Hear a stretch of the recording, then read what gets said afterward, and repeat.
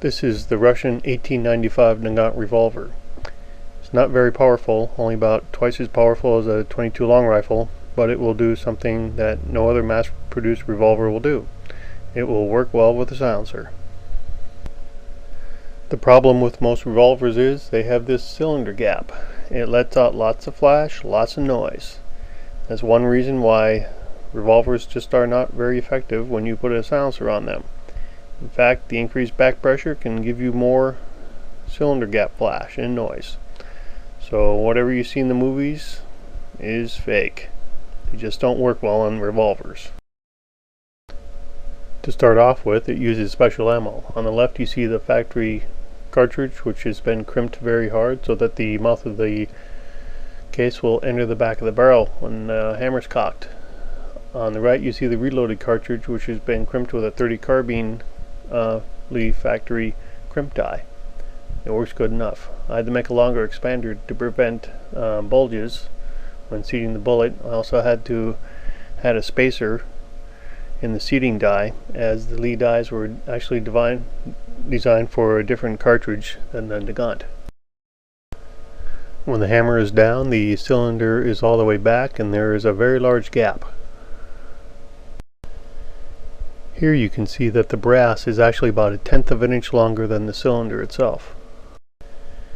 Here the brass is in the cylinder, but the gap is still present. The hammer is not cocked.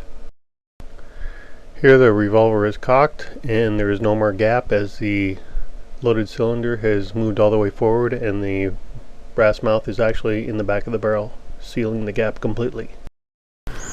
Here you can see how the cylinder moves forward and then back as the hammer is cocked and then released.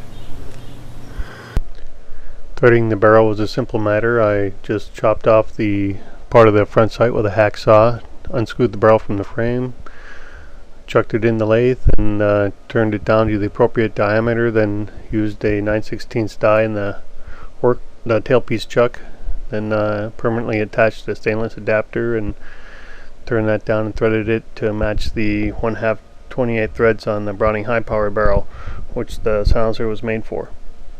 Without the 9mm suppressor attached, the pistol is nearly as loud as a .38 Special.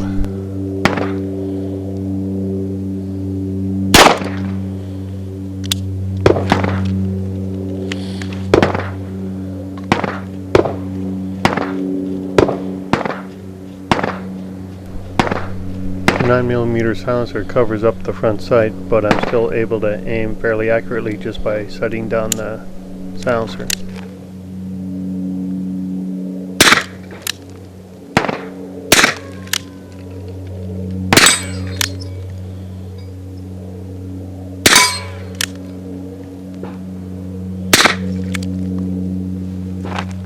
Done.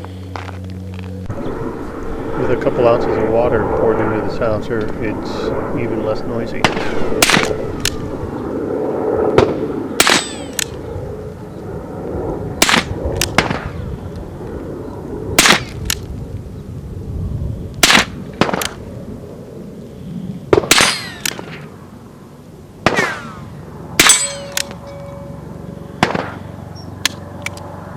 Done.